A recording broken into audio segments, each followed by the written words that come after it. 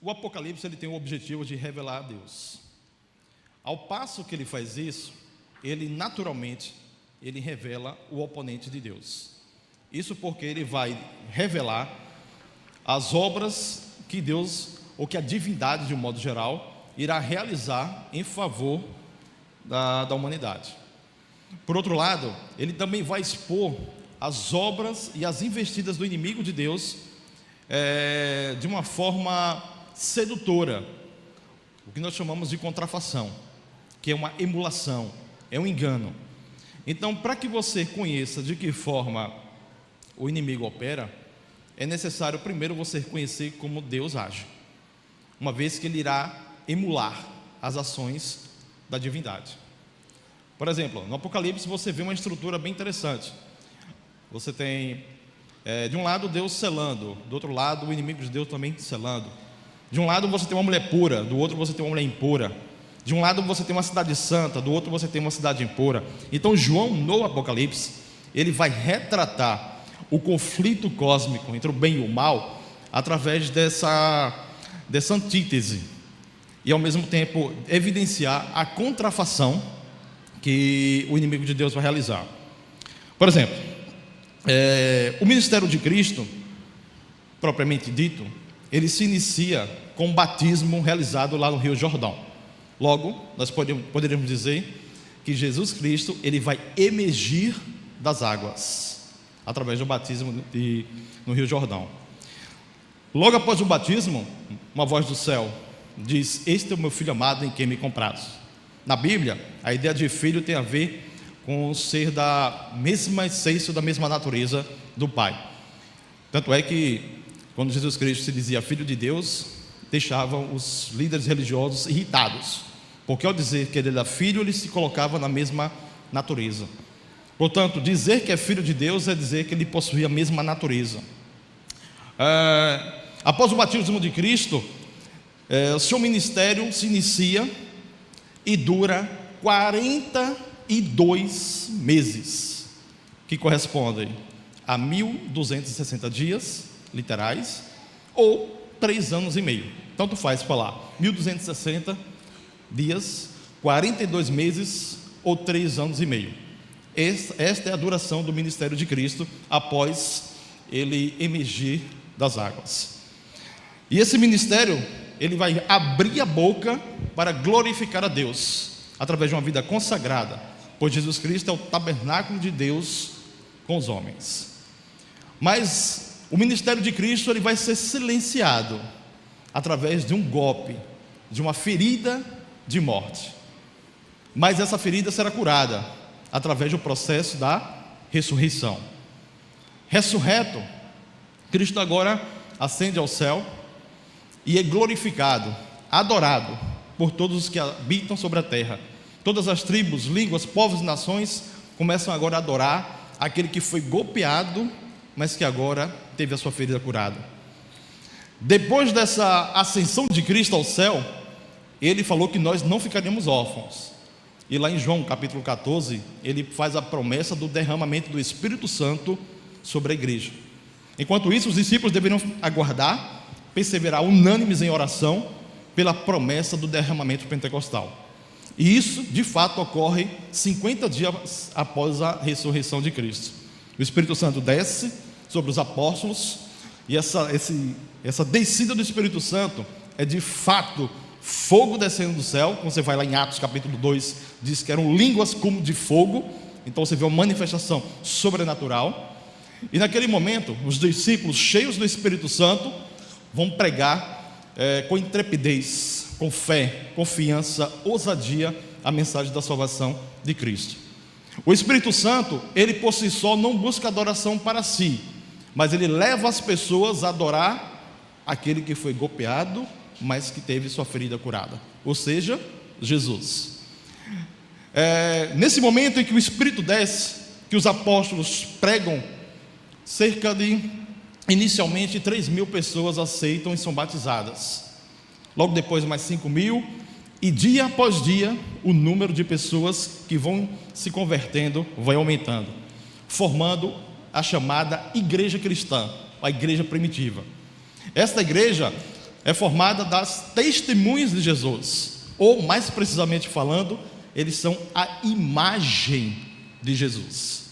E esses que formam a imagem de Jesus, eles serão selados pelo Espírito Santo da promessa. Quem conhece um pouco do Apocalipse 13 já entendeu como eu estou descrevendo a narrativa do ministério de Cristo e do Espírito Santo. Então, é nesse contexto que nós temos aí a obra das ações divinas.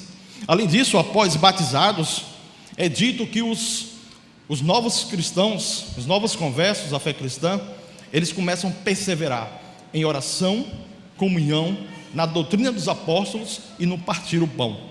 Eles vendem todos os seus posses e suas propriedades e compram alimentos para repartir com os pobres e os necessitados, de acordo com as suas devidas necessidades.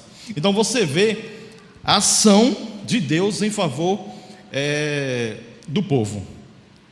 Por outro lado, nós temos agora a manifestação do inimigo que vai contrafazer todo esse ministério de Cristo, tudo o que eu falei. O capítulo 12 de Apocalipse, ele começa falando de uma guerra no céu, onde Satanás tentou investida, mas saiu derrotado. E aí ele é lançado para a terra, e ele tenta agora sua investida contra a mulher que está grávida com dores de parto, mas também sai derrotado. Continua a sua perseguição ao descendente da mulher, até que na cruz ele finalmente é mais uma vez derrotado. Ou seja, ele é derrotado no céu, ele é derrotado na terra. Irado, ele agora resolve mudar de estratégia. Já que eu não consigo vencer a Deus, então eu vou agora perseguir os descendentes do descendente, ou seja, os demais descendentes da mulher. E aí é onde entra Apocalipse 12, lá no final, que fala o quê? Irou-se o dragão contra a mulher e foi pelejar contra o restante da sua descendência. E aí ele vai dizer quem são esses descendentes: os que guardam os mandamentos de Deus e têm o testemunho de Jesus. E aí o texto termina dizendo bem assim: e aí o dragão para e coloca os pés na areia do mar. O texto não diz de que forma o dragão iria agora pelejar contra os descendentes do descendente. E é nesse contexto que entra o capítulo 13. O capítulo 13 são as ações do inimigo, demonstrada de forma bem analítica, como ele iria agora perseguir o povo de Deus. E assim como Deus, no capítulo 11 de Apocalipse, evoca duas testemunhas, aqui ele também vai evocar duas testemunhas. E quem são as testemunhas do dragão? A besta que emerge do mar e a besta que emerge da terra. Então eu quero fazer uma leitura com vocês do capítulo 13, à luz desse resumo do ministério que eu fiz nessa introdução. Capítulo 13 de Apocalipse fala bem assim: vi emergir do mar uma besta que tinha 10 chifres e 7 cabeças, e sobre os chifres 10 diademas, e sobre as cabeças nomes de blasfêmia. Bom, então já percebe aí uma contrafação. Cristo inicia seu ministério emergindo das águas. A besta de Apocalipse 13, a primeira, ela também emerge do mar. Essa besta, ela se assemelha muito ao dragão do capítulo 12. E no capítulo 12, João deixa bem claro quem é esse dragão. Ele diz que o dragão é a antiga serpente, ou seja, Satanás, o diabo. Ele deixa bem claro. Logo, ao descrever a primeira besta do capítulo 13, ele está dizendo que ela assemelha-se ao dragão do capítulo 12. Isso também me lembra de Cristo, que ele é o quê? A semelhança do Deus invisível, é a revelação, é a imagem do Deus invisível. Tanto é que um dos apóstolos chegou e disse: Senhor, mostra-nos o Pai. E ele disse: quem vê a mim, vê ao Pai. Portanto, você vê inicialmente uma contrafação. A besta, continuando no verso 2, que João viu, era semelhante ao leopardo, urso e leão. E o dragão Deus, a besta, o poder, trono e grande autoridade. Para quem estuda as profecias, sabe que esse verso 2 de Apocalipse faz uma referência direta à visão de Daniel no capítulo 7, certo? Então, ele vem mostrar que essa besta que João está vendo, a soma ou a visão ou a continuação da visão de Daniel. E assim como o dragão deu poder a essa besta, nós temos também o Pai, Deus, dando poder e autoridade a Jesus. Ou seja, o que Deus faz, o inimigo vai contrafazer, vai emular, vai simular as ações do cordeiro. E aqui fala, uma de suas cabeças foi golpeada de morte, mas a ferida mortal foi curada. Ou seja, Jesus Cristo também foi golpeado com a ferida de morte, mas ele também teve a ferida curada, ressurreição. E aqui tem até um desafio. Quem pode lutar com ela? Quem é semelhante à besta? Isso aqui é uma paródia do nome de Jesus Cristo, quando ele se aplica a Miguel, que significa quem é semelhante a Deus. E aí é dito que ele foi dado uma boca que profere arrogâncias, blasfêmias, e foi dada autoridade para agir durante 42 meses. Exatamente o tempo do ministério de Cristo, só que com uma diferença. O ministério de Cristo, os dos 1260 dias, ou 42 meses, ou 3 anos e meio, foram literais. A linguagem do 13 é simbólica. Então os 42 meses aqui são proféticos. E aí ele continua: a besta abriu a boca em blasfêmia contra Deus, para difamar o nome e o tabernáculo de Deus. Foi permitido também que lutasse contra os santos e vencesse, e foi dada autoridade sobre cada tribo, língua, povo e nação. Ou seja, após ela ter o processo de cura da ferida, ela passou a ser adorada por todos os que habitam na terra, mas cujos nomes não estão escritos no livro da vida do Cordeiro. E aí chega a segunda besta. A segunda besta fala bem assim: vi ainda outra besta emergir da terra. Tinha 2 chifres parecendo cordeiro, mas falava como dragão. A visão da primeira besta nos remete direto a Daniel 7. A visão da segunda besta nos remete direto a uma outra visão de Daniel, o capítulo 8, onde ele vê um cordeiro, ou um carneiro, com 2 chifres. Aqui nós temos o quê? Uma besta com 2 chifres que se assemelha ao cordeiro. Daqui a pouco a gente vai detalhar isso. E aí ele vai dizer que essa besta, ela exerce toda a autoridade da primeira besta, na sua presença, e faz com que os habitantes adorem a primeira, cuja ferida mortal havia sido curada. Então observe que eu falei que após Cristo morrer e ressuscitar e ascender aos céus, ele não nos deixa órfãos e manda o Espírito Santo. Logo, a primeira besta, ela é uma contrafação, uma emulação do cordeiro. Tudo que o cordeiro faz, ela vai imitar. Se o cordeiro foi ferido, ela também foi ferida. Se a ferida do cordeiro foi curada, ela também vai ter curada. Se o ministério do cordeiro dura 42 meses, o ministério da besta também dura 42 meses. Óbvio que agora aqui é simbólico. Então você veja essa emulação. Se Deus concedeu o poder e autoridade para Cristo, o dragão concede poder e autoridade para a besta. Se Jesus Cristo é adorado por toda língua, tribo, povo, nação, após sua ressurreição, o dragão também vai ser adorado por toda tribo, língua, povo e nação, após a ferida ser curada.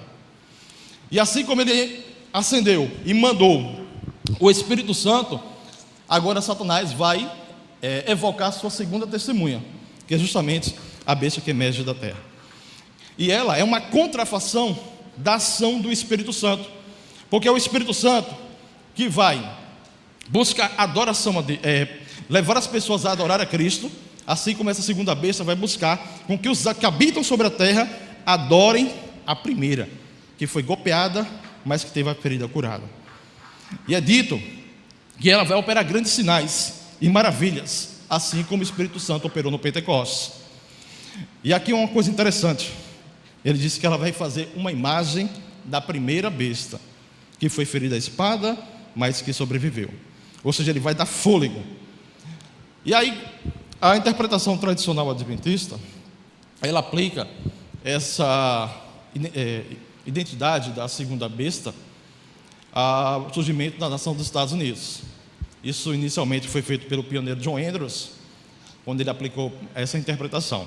E ela mostra a coerência total. Como eu falei, a segunda besta nos evoca Daniel capítulo 8. O carneiro do capítulo 8 representava a Média e a Pérsia, os 2 chifres. Ele sozinho não tinha como despontar o poderoso império da Babilônia. Então eles se juntam e formam o grande império Medo-Pérsia, que vai derrubar o império de Belsazar. Inicialmente, a conquista da Babilônia pelos Medo-Persas foi excelente para o povo de Deus. Assim que Babilônia caiu, foi assinado o decreto e os judeus puderam retornar para a sua terra natal para reconstruir a cidade e o templo. Ou seja, a ideia do carneiro de Daniel 8, ele vai evidenciar liberdade religiosa para o povo de Deus.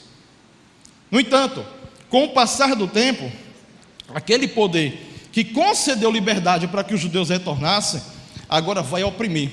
Quando você chega lá no livro de Esther, no capítulo 3, no verso 8, você tem a história onde o rei vai assinar um decreto e vai mandar matar todos os judeus. E o motivo está bem claro descrito lá, porque eles têm uma lei que é diferente da nossa, e eles não nos respeitam, por isso eles devem morrer. Então observe que aquilo que começou com uma liberdade religiosa, agora muda a tônica e passa a ser uma opressão ao povo de Deus. Então, ao João evocar a visão do capítulo 8 de Daniel, para retratar essa segunda besta, vai mostrar que ela inicia a sua fase como algo bom dentro do cristianismo. E esses dois chifres, eles estão relacionados com a bandeira com que os Estados Unidos iniciou, que é a liberdade civil e liberdade religiosa. Estado laico. Você tem a liberdade de expressão e você também tem a liberdade de professar a religião que você quer, independente de qual seja. Mas isso, assim como ocorreu no passado, a história também está mostrando, do seu ponto de vista profético, que em algum momento essa liberdade religiosa seria cesseada, e que o poder político, e agora, junto com essa liberdade, com esse poder religioso, iria perseguir o povo de Deus. E isso a gente começa a ver, sobretudo a partir da década de 1970. A partir de 1970, já com basicamente o declínio, ou já no finalzinho do declínio ali da União Soviética, da falência do marxismo, de Marx, começa a surgir uma nova estrutura geopolítica no mundo, cuja ascensão e domínio fica sob o poderio dos Estados Unidos. Uma nova estrutura, como George Bush, que usou pela primeira vez essa expressão, chamou de nova ordem mundial. Então, nova ordem mundial nada mais é do que a derrocada da União Soviética, a queda do marxismo, o fim do comunismo e a ascensão imperialista dos Estados Unidos. É isso. Só que com isso, receosos de que algumas ideias vindas da União Soviética tomassem lugar dentro da estrutura dos países capitalistas, aquele povo que tinha nascido sob a bandeira da liberdade religiosa, começou agora a buscar alianças políticas, a formar o que eles chamavam de uma coalizão cristã, que hoje é denominada de Nova Direita Cristã. Isso começou nos Estados Unidos. Eles agora não mais pensam em questão de um Estado laico, mas agora eles querem o poder político unido ao poder religioso para impor aquilo que eles entendem ser o correto, ser o que está descrito na palavra de Deus, buscando uma postura mais conservadora, mais tradicional, para impor a todos o seu pensamento. Isso começou lá, se espalhou pelo mundo e não foi diferente no nosso país. Quem diga o que a gente está vivendo hoje. Isso é a razão pela qual hoje existem as chamadas bancadas evangélicas, por exemplo. Isso nada mais é um reflexo do que aconteceu e acontece nos Estados Unidos, que é o que a Argentina está vivenciando agora. Então, o surgimento dessa nova direita cristã, que busca o apoio do poder político para impor a todos as suas ideias, ela já vai mostrando uma mudança no cenário político e religioso, que assim como aconteceu no passado, a história mostra que também está se encaminhando da mesma forma. E essa é o que acontece, justamente o que a Bíblia vai chamar de imagem da besta.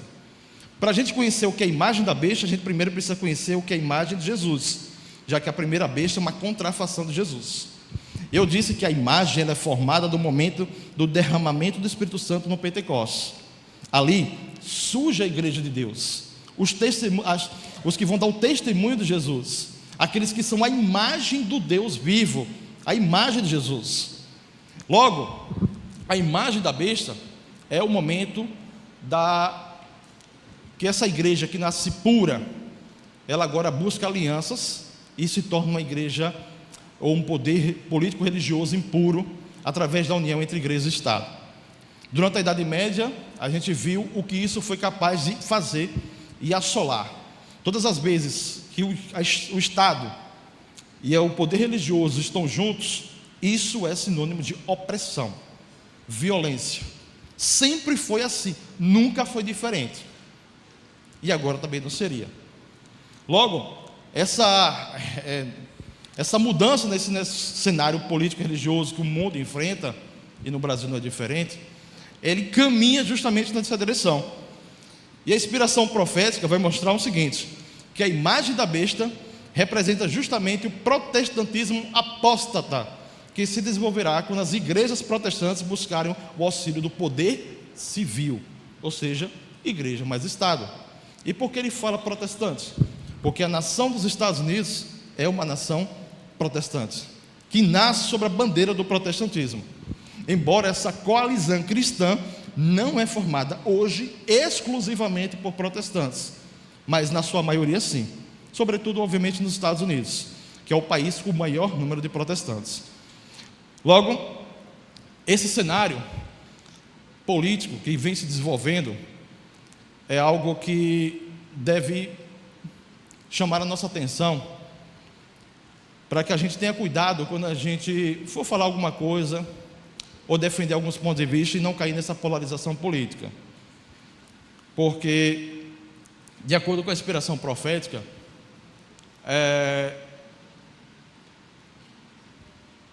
essa imagem será formada através dessa união. E muitos até ficam preocupados o que fazer diante dessa polarização. E aí tem um texto aqui que eu queria ler,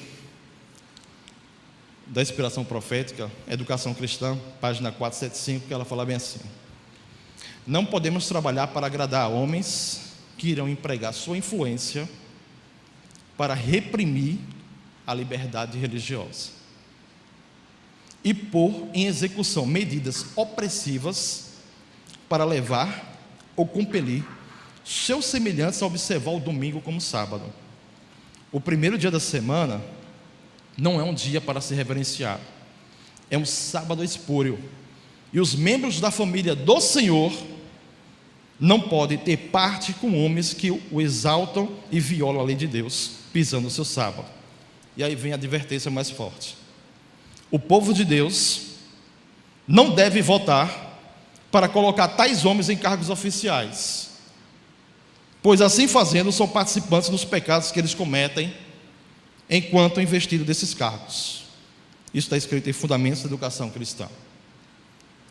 Digo isso para a gente não cair nessa loucura que nós estamos vivendo nesse cenário político-religioso, onde a gente fica entre aquilo que foi rotulado de marxismo cultural e o outro, do surgimento de uma nova direita cristã em defesa dos valores da família, etc. Como disse o pastor Michelson Borges em um artigo que ele escreveu, a esquerda é apenas o arco puxando na direção contrária, mas o perigo vem da flecha, que é a direita. Então, não é um nem outro. Não tome partido. O nosso partido tem que ser Cristo, somente Ele. Não vamos deixar que essas influências externas, seja de um lado ou de outro, afete a nossa missão, que é pregar o Evangelho. A partir do momento que a gente deixa influenciar por ideologia A ou ideologia B, a gente está se tornando partidário. Devemos ser políticos, mas não partidários. São coisas radicalmente diferentes, certo? Então, a minha intenção de trazer essa reflexão é para que vocês tenham cuidado e não reproduzam aquilo que vocês sequer sabem, até porque nós temos uma inspiração profética muito forte, muito bem embasada, E que muitas vezes a gente acaba nesse cenário que influenciou todo mundo. Teve ninguém que ficou praticamente de fora, todos foram afetados. Mas a gente não pode perder de vista a nossa missão. Por isso, calça os pés com a pregação do Evangelho e vamos juntos dar as mãos e deixar as diferenças de lado. Porque quando o ponto central que nos une é Cristo, as diferenças continuarão existindo, mas elas devem ser minimizadas, que o mais importante é levar a salvação para quem precisa. Que Deus nos abençoe. Pode orar? Vamos orar.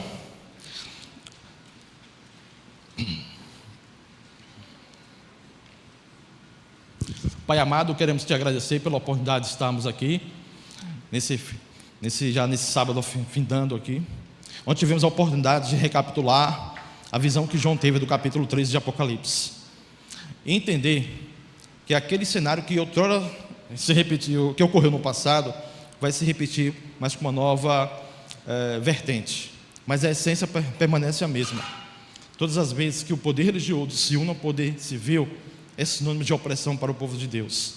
Daniel no capítulo 11, versos 40 a 45, trata justamente dessa polaridade entre o norte e o sul, entre o poder babilônico e o Egito.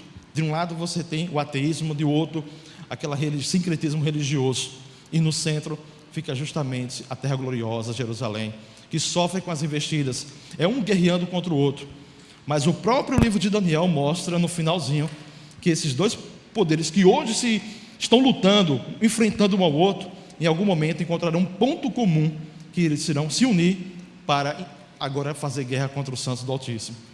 E é isso que a gente precisa entender, que o que foi escrito é para fortalecer a nossa fé e não se deixar influenciar por ideologia A e ideologia B, e o que mais importa é a tua palavra, e o Apocalipse é justamente isso, a revelação.